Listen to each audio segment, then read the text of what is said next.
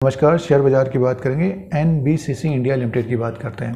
PSU company है और इसका पूरा नाम है national building construction corporation limited है। स्टॉक प्राइस 140 में है।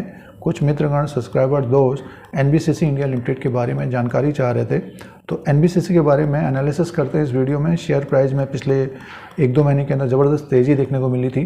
देखिए, स्टॉक दिसंबर के महीने में 80-70 रुपीज़ में था ये, और पूरे साल भर की बात करते हैं तो एक तरह से मल्टीबैगर बना है। ये लो था 30 रुपये का और 176 इसने हाई बनाया। तो जिन्होंने देखिए 30 रुपीज़ 40 रुपीज़ में ख़रीदा है तो स्टॉक अभी 140 में है, ऊपर की तरफ ही है। तो निवेश करने पर, इन्वेस्टमेंट करने पर फ़ायदा रहता है, और स्टॉक में अगर गिरावट भी होती है तो निवेशक एक तरह से फ़ायदे में ही रहता है। 322% का रिटर्न दिया है पिछले 1 साल में। तो इसके फाइनेंशियल नंबर को देख लेते हैं और आगे की बात करेंगे, शेयर प्राइस आगे कैसा रह सकता है। चैनल पर बने रहने के लिए, नए नए अपडेट्स के लिए, शेयर बाज़ार के अपडेट्स के लिए सब्सक्राइब करें, बेल आइकन को दबाएं, वीडियो को लाइक करें। एनबीसीसी का जो रेवेन्यू रहा था 2023 में 8,754 करोड़ का था। नेट प्रॉफिट की बात करते हैं तो 277 करोड़ का था। प्रॉफिट इसका बड़ा था, लेकिन 2019 में इसका प्रॉफिट ज़्यादा था।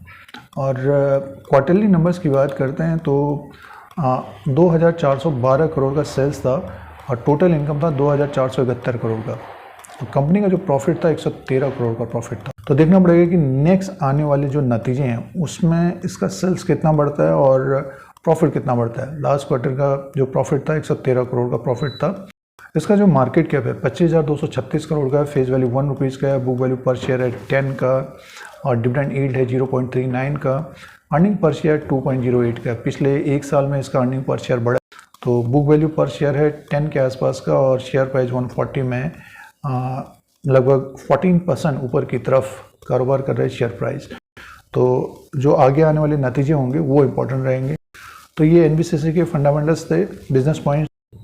अब बात करते हैं शेयर प्राइस के अनुसार। एनबीसीसी का ये चार्ट लगा हुआ है। देखिए, स्टॉक नीचे की तरफ ही था ये, और 30 रुपीज़ से बढ़कर 176 रुपीज़ तक पहुंचा है। पिछले 1 साल का जो रिटर्न दिया अभी 140 में शेयर प्राइस है, 321% का रिटर्न दिया। ज़बरदस्त रिटर्न रहा है। एनबीसीसी ने ज़बरदस्त रिटर्न दिया है निवेशकों को।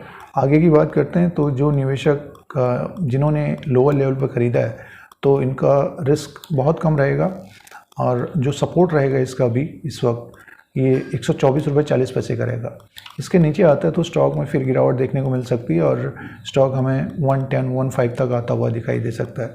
तो मान के चलिए कि जैसे कि 140 में है, नीचे की तरफ 20 से 25% नीचे की तरफ आ सकता है शेयर।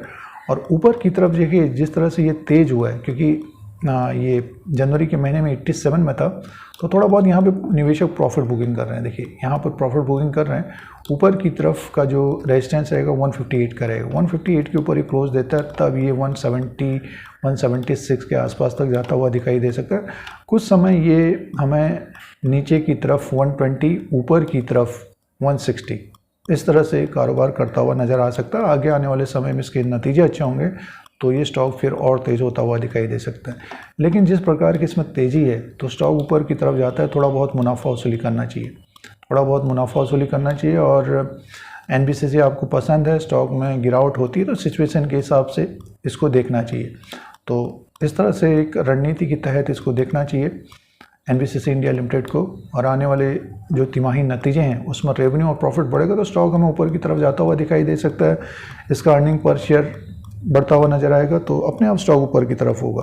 लेकिन टेक्निकली बात करते हैं थोड़ा बहुत ये ओवरबॉट की स्थिति बना हुआ है, और ऊपर की तरफ स्टॉक जाएगा तो इसमें मुनाफा वसूली देखने को मिल सकती है दोस्तों। क्योंकि पिछले 1-2 महीने में एक ज़बरदस्त तेज़ी बनी है, और पिछले 1 साल का जो रिटर्न 321% का है, तो निवेशक थोड़ा बहुत मुनाफा वसूली कर सकते हैं, बट समय देने पर और भी मुनाफा बन सकता है। तो नतीजों के ऊपर ध्यान दें। और अभी आपको प्रॉफिट बन रहा है, स्टॉक ऊपर की तरफ जाता है तो अपना देखें कि हमको कितना और मुनाफा चाहिए, कितना समय देना है, वो इम्पोर्टेंट रहता है। तो ये एनबीसीसी के बारे में एनालिसिस है। इस तरह के अपडेट के लिए हमारे यूट्यूब चैनल को सब्सक्राइब करें, लाइक करें।